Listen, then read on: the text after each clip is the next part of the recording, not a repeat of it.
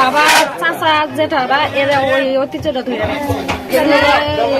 সবজি লাউ তরকারি আর গরুর মাংস মাছের ডাল আর এই মিঠু হয় লাল চিনি দিয়া লাল চিনি দিয়া আর নারিকেল চালের গুড়।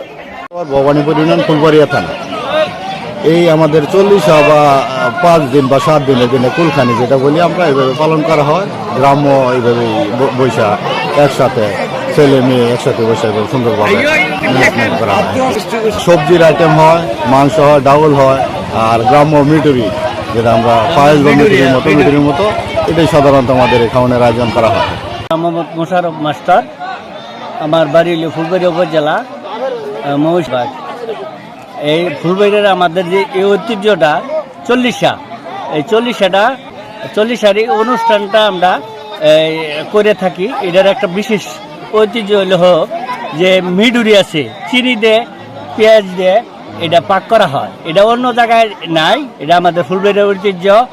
আর এটা এই চিনি পেঁয়াজ আর চালের গুঁড়া দিয়ে এই মিডুরিটা তৈরি করা হয়।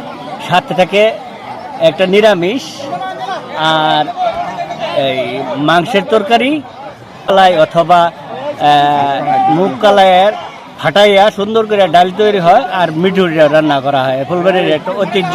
এই 40 উপলক্ষে আমরা আয়োজন করে থাকি। আজকে সেই আয়োজন এখানে চলতেছে। খাওয়া অলরেডি 2 বেশ হয়ে গেছে, এটা 3য় বেশ খাওয়া চলতেছে। এই ঐতিহ্যটা ধরে যতদিন সামনে আছে এই ঐতিহ্যটা আমরা ধরে রাখবো।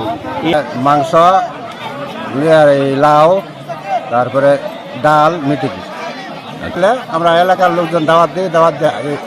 এই সমস্ত গ্রামীণ খাবার পরিবেশন করি এবং বিলাত হয়, মিলাদে দোয়া হয় মৃত ব্যক্তির জন্য। 800 লোকের উপরে খাওয়ানো হচ্ছে।